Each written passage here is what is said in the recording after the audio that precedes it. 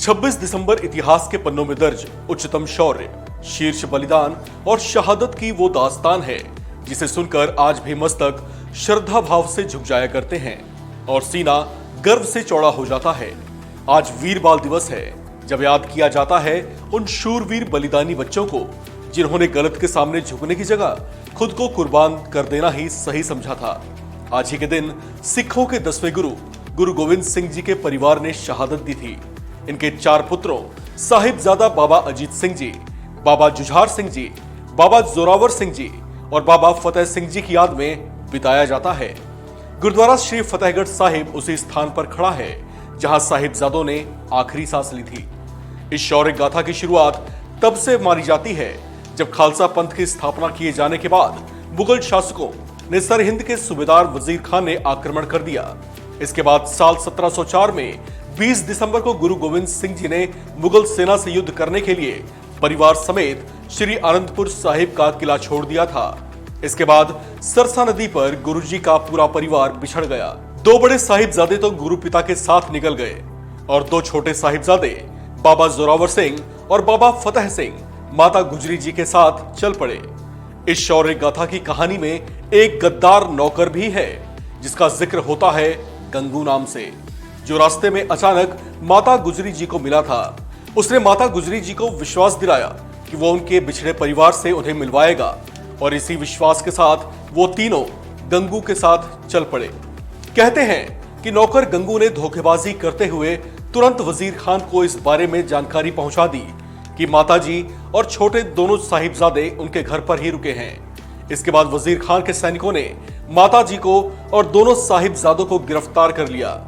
इस समय बाबा जोरावर सिंह की उम्र महज 7 साल थी, जबकि बाबा फतेह सिंह की आयु सिर्फ 5 साल थी। उन्हें गिरफ्तार कर एक ठंडे बुर्ज पर रखा गया। रात भर ठंड में ठिठुरने के बाद सुबह होते ही दोनों साहिबजादों को वजीर खान के सामने पेश कर दिया गया, जहां उनको इस्लाम कबूलने को कहा गया। कहा जाता है कि इस सभा में पहुंचते ही बिना किसी हिचक के दोनों साहिबजादों ने डटकर और जोर जोर से नारेबाजी करनी शुरू की। उन्होंने कहा, जो बोले सो निहाल, सत श्री अकाल। नन्हे बच्चों का ऐसा साहस देखकर सभा में उपस्थित सभी लोग दंग रह गए।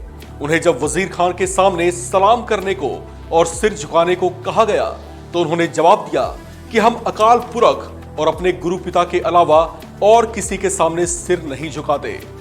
फिर हुआ ये कि दोनों साहिबजादों को जिंदा ही दीवारों में चिनवा दिया गया।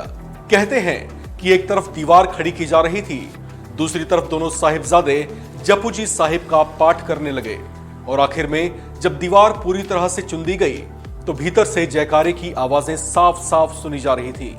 साहिबजादों की शहादत की खबर सुनकर माता गुजरी जी ने भी प्राण त्याग दिए।